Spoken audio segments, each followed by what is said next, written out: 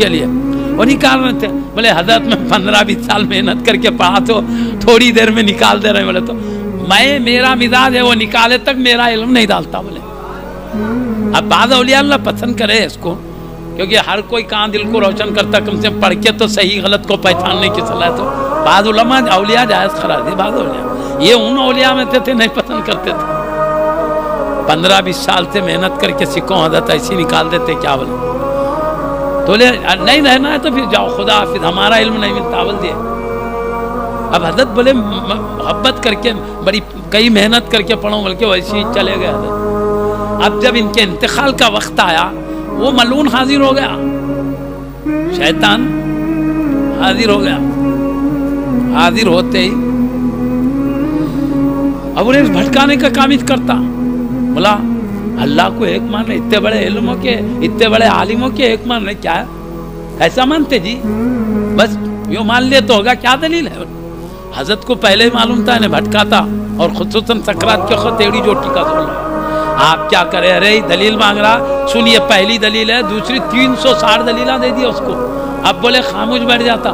وہ ملعون فرشتوں کو درس دیا تو تھا, ایسی خاموش بیٹھتا. محدث دکن رضی اللہ عنہ کی زبان سے جو نکلے کلمات آپ فرما رہے ہیں, ایک بات ایسی بولا شیطان پورے 360 دلیل ختم ہو گئے اس کے ساتھ. خطرناک بات بولا. یہ وہ ٹائم تھا کہ ان کو اللہ کی اکتائی میں شبہ پیدا ہو جاتا, شک پیدا ہو جاتا. ایسے نازک وقت میں سیدی پیر نجم الدین کبریٰ رضی اللہ عنہ وضو بناتے بیٹھے تھے. ان کے نظروں کے سامنے یہ منظر کھل گیا. یہ ملک الموت علیہ السلام امام فخر الدین رازی رحمۃ اللہ علیہ کی روح لینے آئے ہیں, اور شیطان ان سے دلائل پوچھ رہا اللہ کے ایک ہونے کی. یہ 360 دلیل دے دیے ہیں, ایک بات ایسی بولا ہے کہ پورے دلائل ختم ہو گئے.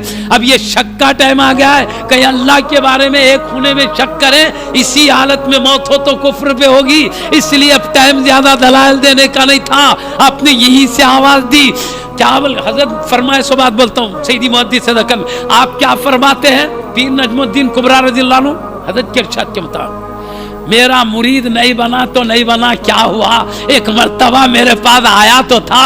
یہ کہتے ہوئے فرمائے اے فخر الدین رازی, یہ کیوں نہیں کہہ دیتے مجھے اللہ کو ایک ماننے کے لیے کسی دلیل کی ضرورت نہیں ہے, بے دلیل اللہ کو ایکتا مانتا ہوں. یہ کہنا تھا, آپ کے کانوں سے آواز ٹکرائی, آپ نے کہا ملعون مجھے کسی دلیل کی ضرورت نہیں, بے دلیل ہی میں اللہ کو ایکتا مانتا ہوں. یہ کہے کلمہ شہادت زبان پہ جاری تھا, ملک الموت علیہ السلام رو لے کے چلے. حضرت فرما رہے دیکھو ولیوں سے محبت کرنے آتے جاتے رہنے کا فائدہ, شیطان ایمان لوٹنے آتا ہے, خدا کا دوست ایمان بچانے آتا ہے. اس طرح ہم اللہ والوں کی باتیں سنتے رہیں, ان کی عظمتوں کو سمجھتے رہیں. اہل بیت کرام خصوصاً